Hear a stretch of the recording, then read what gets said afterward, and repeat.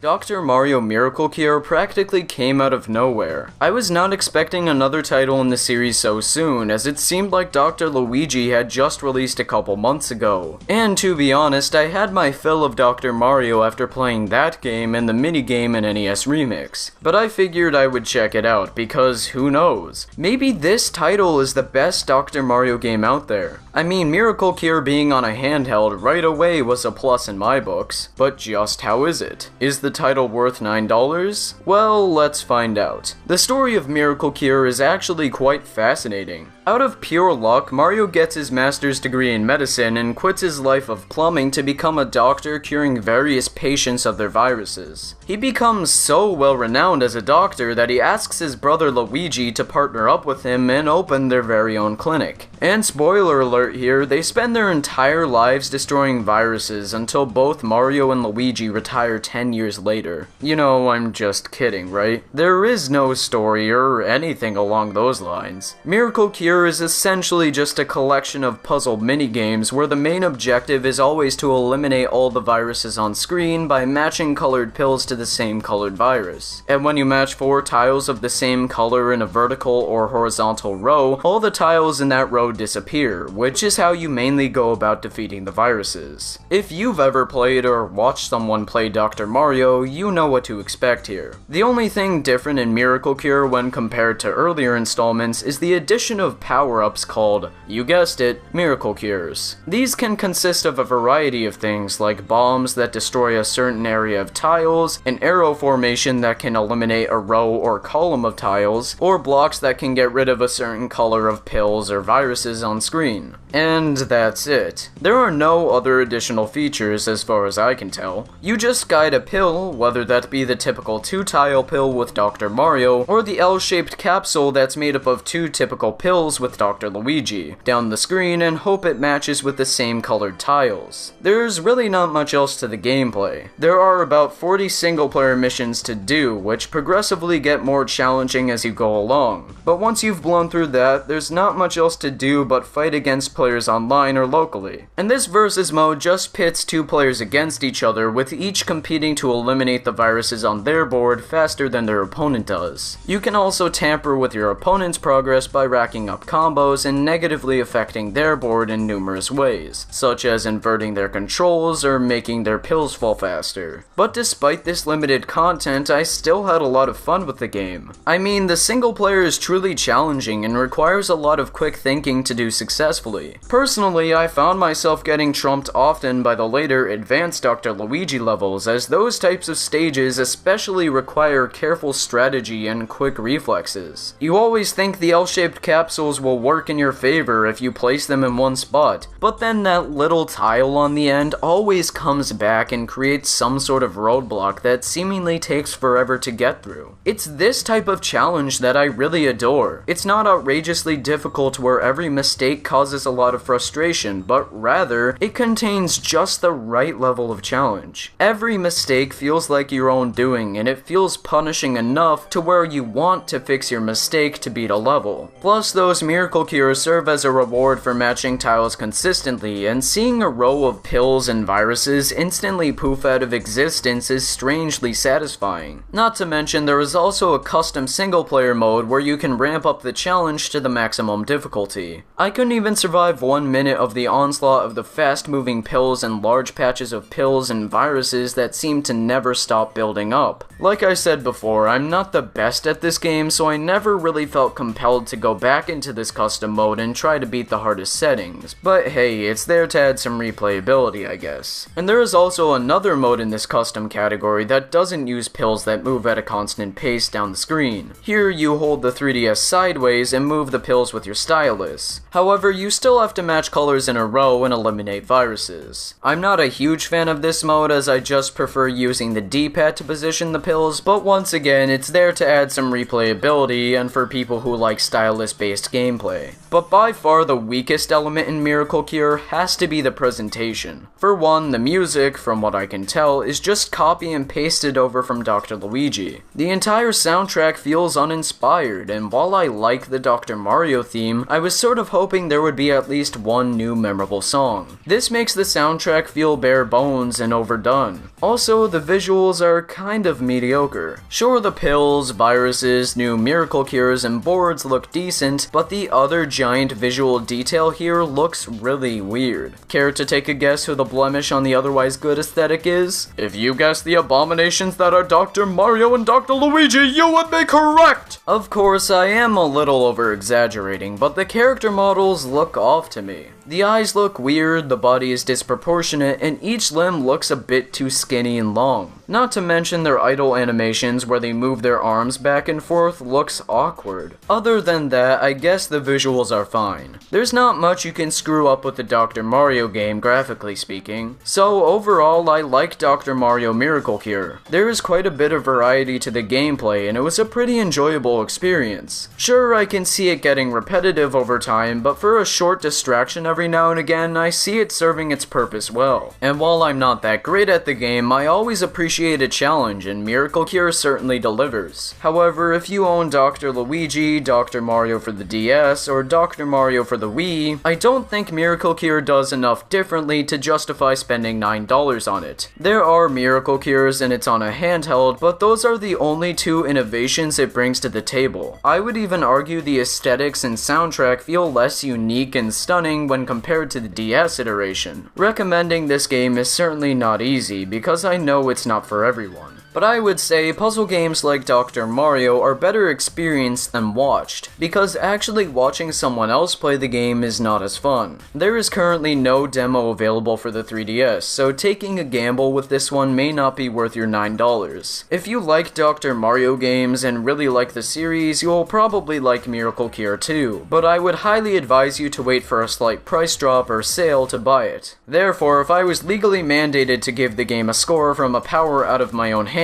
I would award Dr. Mario Miracle Cure a 7 out of 10. And remember, don't dwell on this number too much. I consider a 7 out of 10 to be a decent game. Although it didn't blow me away or anything, I still liked Miracle Cure. But as always, if you disagree or agree with me, let me know in the comment section below. Thank you so much for watching and take care. Have a wonderful day and goodbye.